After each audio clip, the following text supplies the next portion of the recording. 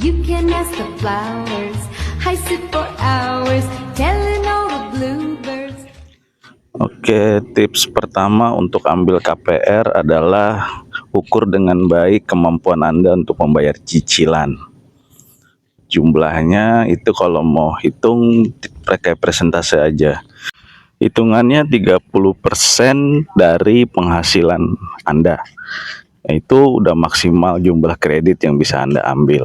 Kalau tidak masuk angkanya, sebaiknya jangan ambil KPR.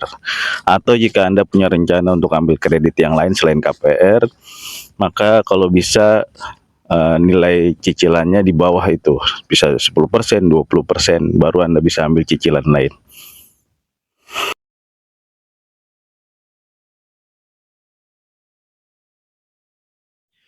Itu bicara tentang penghasilan, maka ada satu lagi yang harus dipertimbangkan, yaitu sumber dari penghasilan Anda.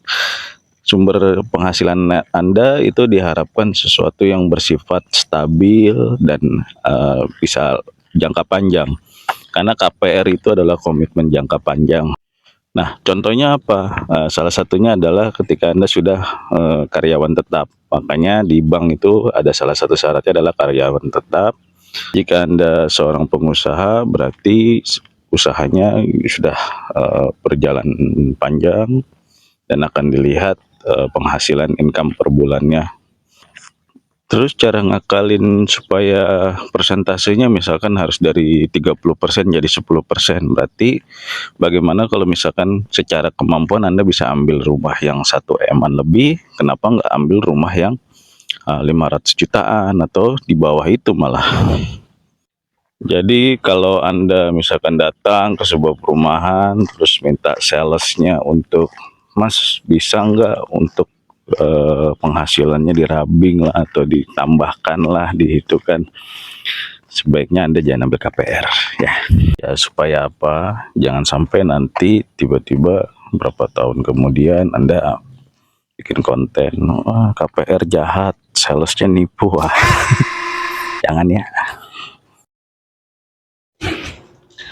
Oke, next. Setelah Anda mengukur kemampuan menyicil Anda, sebaiknya ketika ngambil KPR, kita bikin dana cadangan, jaga-jaga untuk terjadi sesuatu. Misalkan, ya tadi kan seperti karyawan tetap atau usaha, kalau kita tidak pernah tahu ke depannya seperti apa, nah ada baiknya kita bikin dana cadangan untuk backup.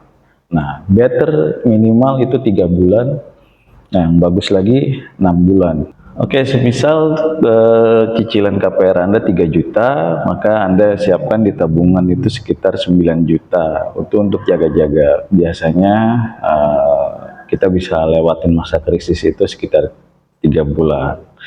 Nah, selain tabungan juga harus di-prepare juga, misalkan untuk kebutuhan sehari-hari. Kita jaga-jaga. Itu adalah cara yang paling aman.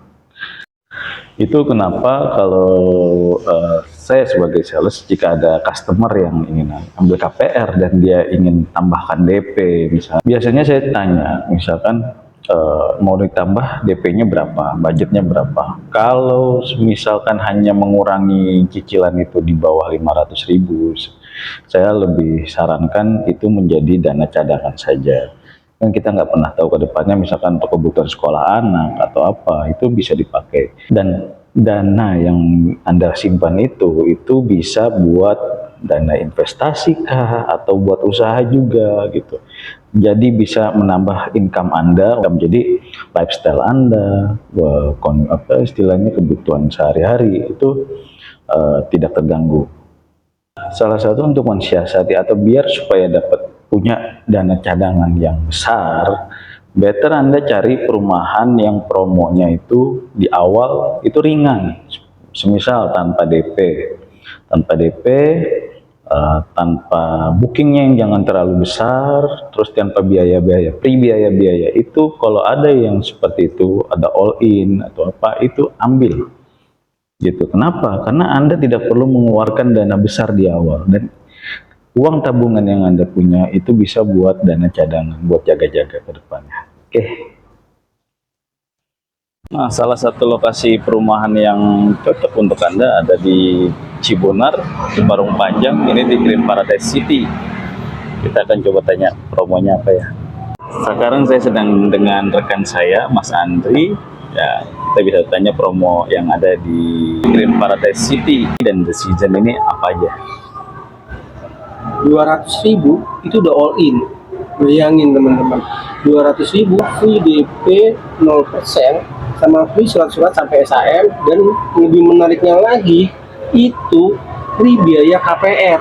Artinya kalian cukup modal 200.000.